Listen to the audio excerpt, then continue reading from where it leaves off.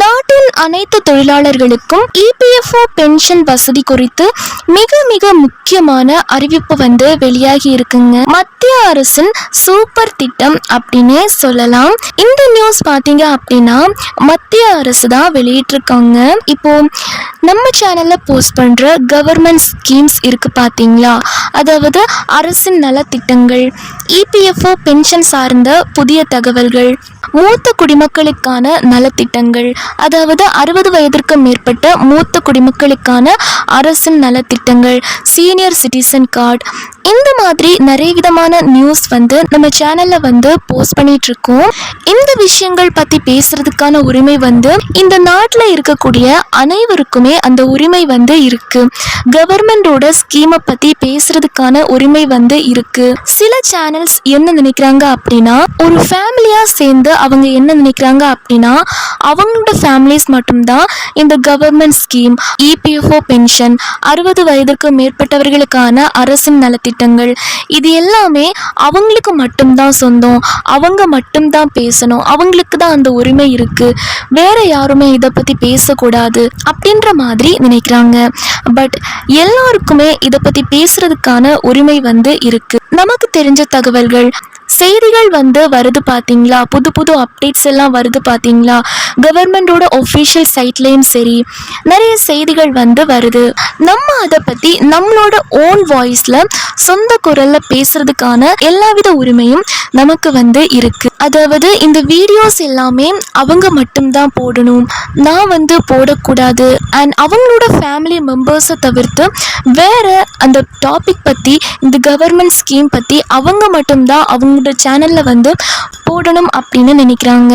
And இதுக்கு முன்னாடி பார்த்தீங்க அப்படின்னா நிறைய கவர்மெண்ட் ஸ்கீம்ஸ் சேனல்ஸ்லேயும் என்னோட தம்ப்நெயில், அதாவது நான் உருவாக்குன தம்ப்நெயில் பிக்சர்ஸை அவங்களோட சேனலில் எடுத்து போட்டிருக்காங்க.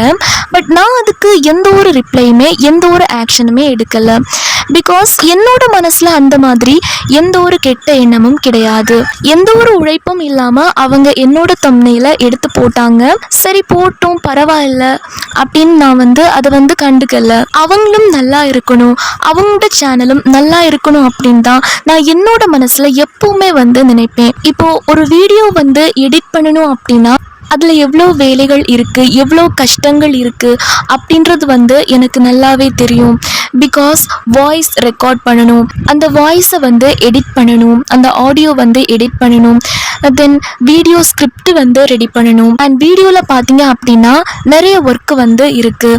தம்ப்நெயில் மேக் பண்ணணும். ஸோ இந்த மாதிரி நிறைய வேலைகள் இருக்குது, நிறைய கஷ்டங்கள் இருக்குது. ஸோ கடைசியாக நான் என்ன சொல்ல வரேன் அப்படின்னா, நம்ம எப்போவுமே அடுத்தவங்க மேலே பொறாமப்படக்கூடாது. நம்மளை போலவே எல்லாரையும் நம்ம பிற மனிதர்களை நேசிக்கணும், எல்லார் மேலேயும் அன்பாக இருக்கணும். இதுதாங்க.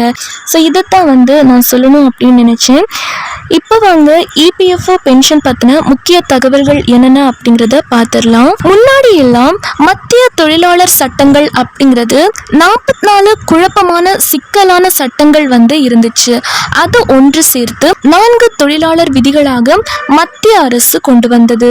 இந்தியாவின் தொழிலாளர் சந்தையில் உள்ள சுமார் 473 மில்லியன் தொழிலாளர்களில் 90க்கும் அதிகமான முறைசாரா தொழிலாளர்களுக்கு சமூக பாதுகாப்பு நலன்கள், அதாவது ஓய்வூதியம், மருத்துவ பராமரிப்பு போன்றவை கிடைக்காத நிலையில் புதிய தொழிலாளர் விதிகளை மத்திய அரசு அறிமுகப்படுத்தியுள்ளது. புதிய தொழிலாளர் விதிகள் அறிமுகப்படுத்தியிருக்காங்க. இது பாத்தீங்க அப்படின்னா ஒரு மிகப்பெரிய சீர்திருத்தமாக பார்க்கப்படுகிறது. முன்பு நடைமுறையில் இருந்த சிக்கலான குழப்பமான 44 மத்திய தொழிலாளர் சட்டங்களை ஒன்று சேர்த்து 4 தொழிலாளர் விதிகளாக மத்திய அரசு கொண்டு வந்தது. இபிஎஃப்ஓ குறைந்தபட்ச ஓய்வூதியத்தை ரூபாய் 1000 ரூபாய் 2000 உயர்த்தும் முடிவு குறித்து சில முக்கிய அறிவிப்புகளும் வெளியாகியுள்ளது. எம்ப்ளாயீஸ் ப்ராவிடன்ட் ஃபண்ட் ஆர்கனைசேஷன் அப்படின்னு சொல்லக்கூடிய இபிஎஃப்ஓ, ஊழியர் வருங்கால வைப்பு நிதி அமைப்பு, இப்போ முக்கியமான அறிவிப்புகள் அப்படின்றதுமே வெளியிட்டிருக்காங்க. வயது, தகுதி மற்றும் மினிமம் பென்ஷன் தொடர்பான புதிய விதிகளை இப்போ வெளியிட்டிருக்காங்க. இதை பற்றி பார்த்தீங்க அப்படின்னா மாநிலத்தின் தொழிலாளர் மற்றும் வேலைவாய்ப்பு துறை அமைச்சர் ஒரு விளக்கம் கொடுத்திருக்காரு. பிஎஃப் உறுப்பினர்களுக்கு விளக்கம் கொடுத்திருக்காரு. அதாவது இயர்லி பென்ஷன் அப்படின்னு சொல்வாங்க. முன்கூட்டிய ஓய்வூதிய தகுதி எலிஜிபிலிட்டி தொடர்பாக ஒரு முக்கியமான அறிவிப்பு சொல்லியிருக்காங்க. 2025 இந்த ஆண்டுல புதிய விதிகள் ஏதும் இன்னும் அறிமுகப்படுத்தப்படவில்லை என்று தொழிலாளர் மற்றும் வேலைவாய்ப்பு துறை அமைச்சர் ஷோபா கரந்த்லஜே அவர்கள் சொல்லியிருக்காங்க. அதாவது ஊழியர் ஓய்வூதிய திட்டத்தின் சாத்தியமான மாற்றங்கள் குறித்த ஊடகங்களுக்கு முற்றுப்புள்ளி வச்சிருக்காங்க.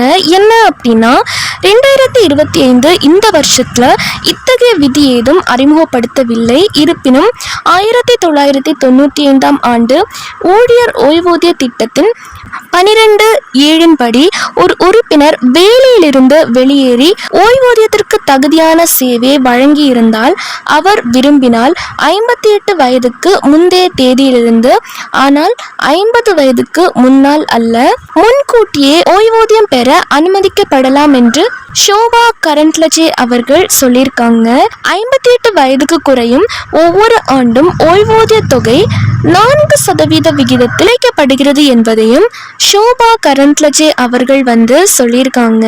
புதிய விதிகள், அதாவது புதிய விதிகள் 50 வயசுல இருந்தே ஓய்வூதியம் தொடங்க அனுமதிக்கிறதா என்பது குறித்த விவரங்கள் பற்றியும் மக்களவை கேள்விக்கு பதிலளிக்கும் நோக்கத்தின் கீழ் இந்த விளக்கம் கொடுத்திருக்காங்க. இன்னும் நிறைய கேள்விகள் கேட்டிருக்காங்க. அதற்கு அமைச்சர் பதிலளிச்சிருக்காங்க. EPS 95 குறைந்தபட்ச ஓய்வூதியத்தை ரூபாய் 7500 உயர்த்துவதற்கான இறுதி நடவடிக்கை எதுவும் எடுக்கப்படவில்லை என்றும் விளக்கம் கொடுத்திருக்காங்க.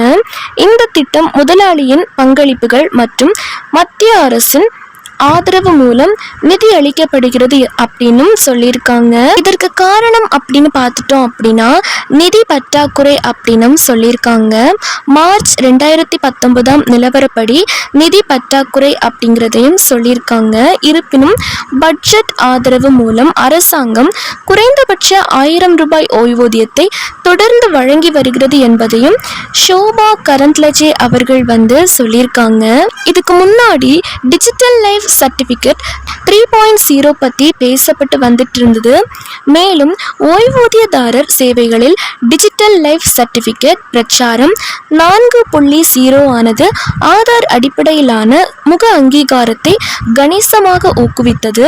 நவம்பர் 2025 இந்த முறை மூலம் 46% ஆயுள் சான்றிதழ்கள் உருவாக்கப்பட்டன என்பதை அமைச்சகம் உறுதிப்படுத்தியது. நிறுவனங்கள் விதிகளை பின்பற்றுவது எளிமையாக்கப்பட்டு வணிகம் செய்வதற்கான இணக்க சுமை குறையும் என்று அரசு நம்புகிறது.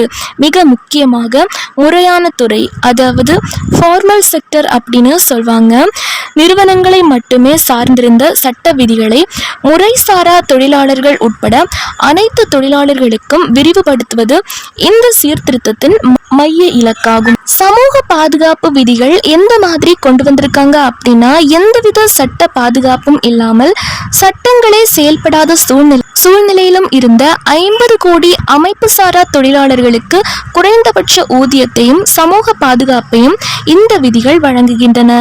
விவசாய தொழிலாளர்கள், புலம்பெயர்ந்த தொழிலாளர்கள், வீட்டு வேலை செய்பவர்கள், கிக் அல்லது பிளாட்ஃபார்ம் தொழிலாளர்கள் போன்ற முறைசாரா பிரிவினரையும் உள்ளடக்குகிறது.